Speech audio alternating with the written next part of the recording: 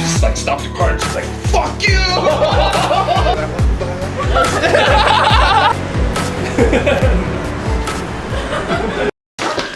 Man. Dumpling challenge. It's not focusing, man. Hold on. It's not grabbing. Oh shit! 欢迎回到我的频道。我现在要开始一个新的节目，一个新的 series。那这次邀请到两位好朋友，一个是 Michael， 另外一个是 Kevin。那在我们面前呢是一堆水饺，但我们应该每个人都点30颗，所以说总共90颗水饺。1分钟内你要挑战说谁可以吃最多水饺。然后吃完后我们就开始聊天。所以这个 series 其实就是很轻松，我们就是一群好朋友聚在一起吃点好吃的东西。Basically 就是我们就在打些嘴炮，就这样子而已。Yeah, I'm super hungry, man. You? Yeah. You ready for it, man? 准备好了。Yeah. Michael said that we should probably have like just one each and then just like taste it. Okay, so this is a scallop. 好吃。你喜欢吗？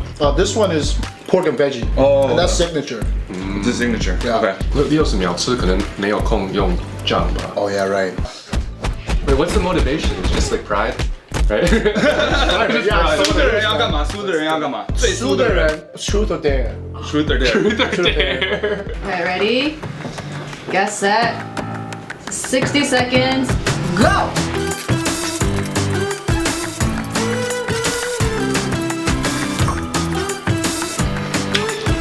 $30 seconds.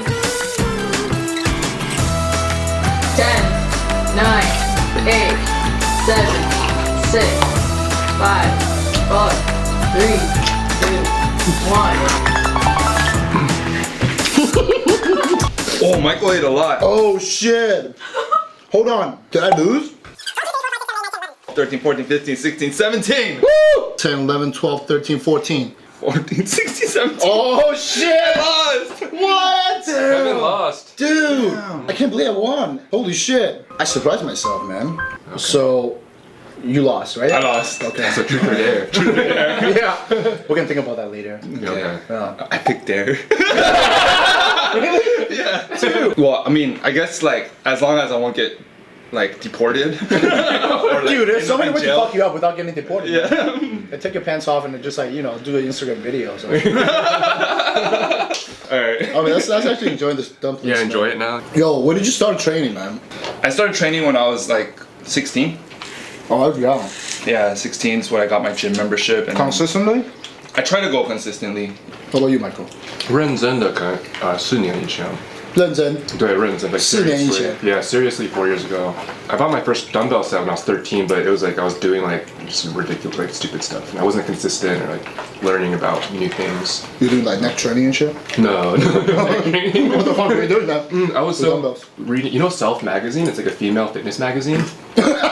What? Yeah, it's called Self, and the thing is like, cause it was like some previous tenants had left it in my parents' like old house, Okay. and so they went to clean it out and like repaint it and stuff, and they found 2 of these Self magazines with like all these different like female exercises, like very light dumbbells, right? So I just started doing them. Cause I figured I'm like guys and girls like they're basically the same, right? We're all humans with 2 arms, 2 legs, like a head, a torso. So I figured like it'd be the same. So I just kind of did those exercises. With So you were building booties. building booty. Right? How was growing up as an Asian in America? I'm from like Los Angeles County, Angeles? so I think we didn't really experience like a lot of racism, even though it was always there. But it's because like the area I was from was so concentrated, full of Asians. You know, you can't really be that Yeah. racist towards us because Yeah. like we're the majority. Yeah, Yeah. the school's like 50% Asian, 30% Mexican, or like 40-40 Asian Mexican, and then whites and blacks were like the minorities. Yeah, so I grew up like that. So like. You really can't like be that racist towards you. It will fuck you up. But I think it was really different for Michael though, just because he came from like a predominantly white area. Yeah. I grew up like in an Amish town. It's like farmland. Yeah. Holy shit, you want to explain what Amish is to the viewers? Amish people, they don't use electricity, they don't use cars. They live a very different life than us. So my experience with Amish is that they would be wearing all black. They would be sitting in buggies being pulled by horses. So my parents own a Chinese restaurant, and so we would see like horses parked in the parking lot outside, and the horses would just be like chilling there. And then back in another parking lot, the Amish people would be selling their produce from their farms. That's in the city? So, Or in I the mean, suburb? you can call it a town. It's like Oh, it's okay. 130 times smaller than Taipei in terms of population. Oh wow, okay. Yeah, so it's very small. Yeah. And so yeah, they're basically kind of like they enjoy like not being in today's society where like, everyone's so technology connected.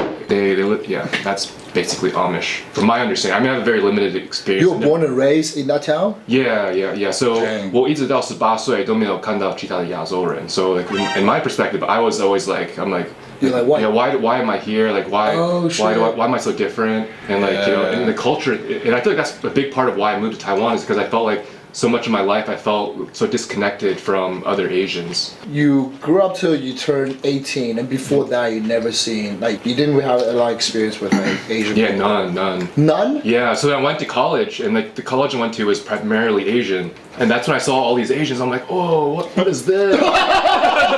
They're all from my city. All the kids from my city went there. Holy shit, dude. Yeah, That must be like the biggest fucking culture shock. Yeah, so I just like stayed in my room and I didn't leave. I had crazy social anxiety. I just stayed in my room because I just like it was You didn't too know how much. to interact with Asians. Yeah, it was too You much. didn't know how to interact with your own kind. Yeah. Well, actually, I made a lot of Korean friends. Like they would just speak English. They would like welcome me in, and they would always share their snacks with me. Yeah. So like I started hanging out with these Korean engineers. What about you? What was it like when you first like went to Canada? Dude, it was a bit of it was definitely culture shock as well. Yeah, I bet. When I went to Canada, I was really skinny, like skinny to the point that it's just not healthy, you know. So when I went there, the first day I got picked on, and I realized that holy fuck, man, I travel like 14, 17 hours all the way across the fucking ocean, across the fucking world, and then get picked on, you know. And it was just like I couldn't believe it, and then I get to the point that I feel like fuck, I can't be living like this, you know. So I started eating, and it took a while for me to learn the language and to make friends and just like the culture, you know.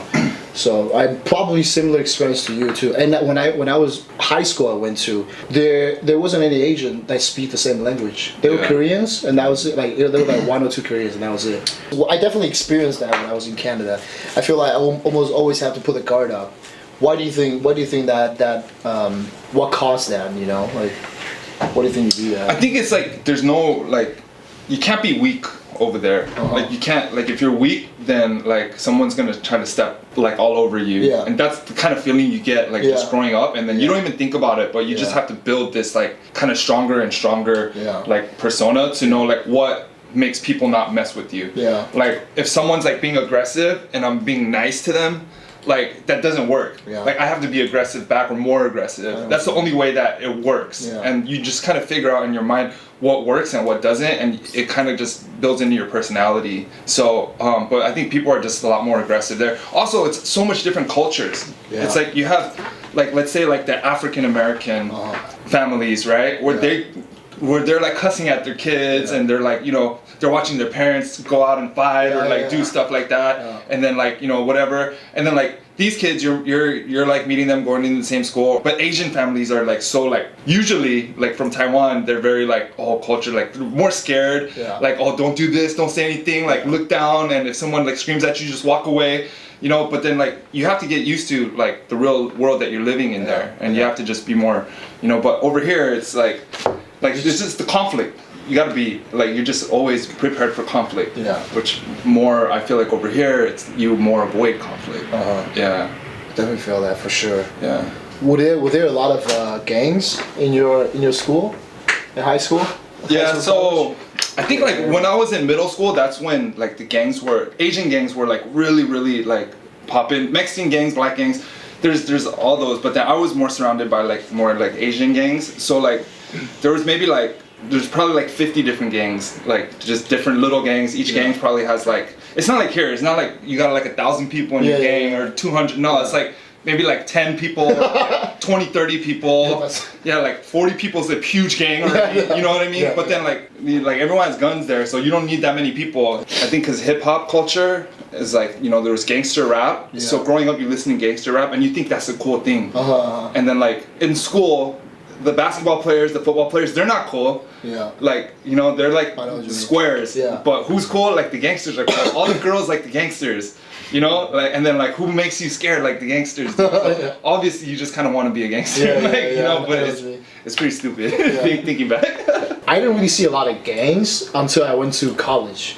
Right. You know, and they were like, they were like Vietnamese gangs and fucking Korean gangs and, Yeah. and Chinese gangs, and they don't give a fuck, man. Yeah. And I feel like Asian gangs are more scary, like much more scary than some of the black gangs or like Indian gangs, you know. And this is in Canada, right? Yeah. Canada. There's some Taiwanese gangs in like where I was from too. Really? Yeah. Were they big?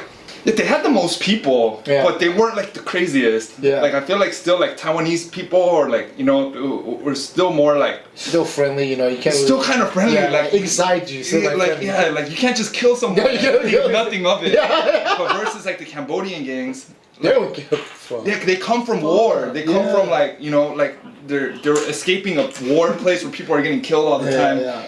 And then like so we're meeting them. So like usually like Chinese gangs and like these like Southeast Asian gangs Yeah. like we know like oh shit those are like Yeah. don't fuck with No, them. fuck They're with them. just, like Yeah. they'll kill you without thinking. You know? I think we're gonna do truth or dare. Truth or dare. It's not gonna do truth, man. On camera. I ain't scared. I'm a Taiwanese gangster. I'm I'm a Taiwanese gangster. gangster. Do Taiwanese people know what like truth or dare is? Do you guys have that? No. 真心话大冒险，所以刚刚因为 Kevin 输，所以说他要做这个真心话大冒险。那真心话和大冒险，他选大冒险，所以说我们要给他一个最大的冒险。最大的冒险，对，为什么要最大的？因为大冒险一样，普通大就好了。普通大吗？普通大，让人类想一个。你惨了。是什么？来吧，跟他讲大冒险。前面不是有一个 gym？ I go to that gym every day. No, I can't do it there. Not there. I go there every single day. Like they all know me. No, you gotta do it. I'm like the quiet, cool guy there. Like the guy that never talks. You gotta do it, man. You gotta do it. You gotta do it. 回来中等的冒险就好了。我觉得这是中等，中等的。 We go to another gym. Okay. 因为前面那个 gym 就是一个很大的玻璃，你不用走进去啊，你是在外面啊。Okay, I like it. 要做什么？然后因为他们的玻璃前面全部都在跑步嘛，就是跑步机，然后就看得到你。所以要做什么？还要做什么？然后你要在那个 gym 前面做他自己的一套的 workout， 抓到10个人的那个眼光，才算过关。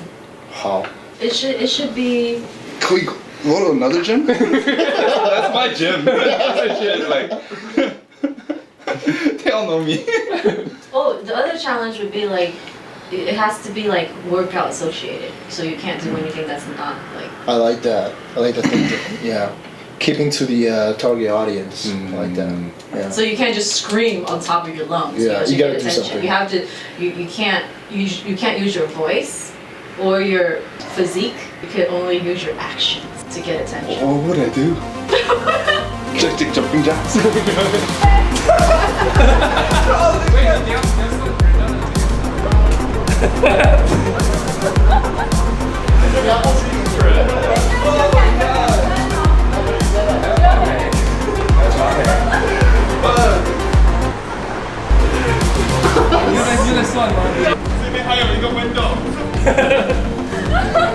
Represent ABC 好兄弟。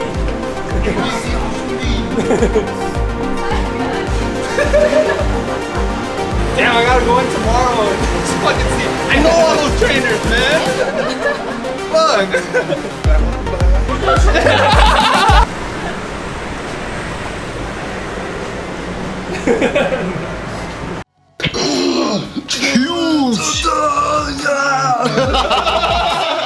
哎，希望你喜欢今天这一集啊，第一个 series 这个节目其实我还不知道这个节目要叫什么东西，但是我相信当你看到这个影片的时候呢，节目的名称已经设定好了。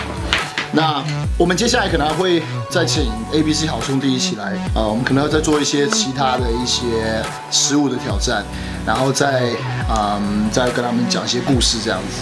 那如果你有想要听什么样的故事，或者你想要询问他们，因为他们两个住在美国，他们是最近才搬到台湾来，所以说你对于对于美国的文化，任何想要了解的话呢，都可以在底下留言，让我们知道。我们下一次的时候可以问这两个 ABC 好兄弟，可以问他们些什么。还有你想要看我们吃哪些、挑战些什么食物的话，你都可以在底下留言。OK， 所以我希望这种一系列影片呢，都是由你们来建议，然后我们去执行它。OK， 所以希望你喜欢这集的内容。我觉得 Kevin 他说你在。算是蛮有种的，然后就是他居然会选择是要做这种挑战，因为要是我的话，我绝对是做绝对是做那什么真心话，对我来说比较简单一点。对 ，It doesn't hurt，you know。Michael 给你的，对吧？有 ABC 好兄弟，我会在底下影片底下呢把他们 channel 放在那边，你可以看他们的东西，他们东西真的很好笑。就这两位就是试着用中文的方式去讲他们的影片，我觉得真的超级好笑，尤其是 Michael 在讲中文的时候，对，right， 超级好笑。Anyways， 我们今天要打炮吗？Alright, man, I'll see you guys later, peace.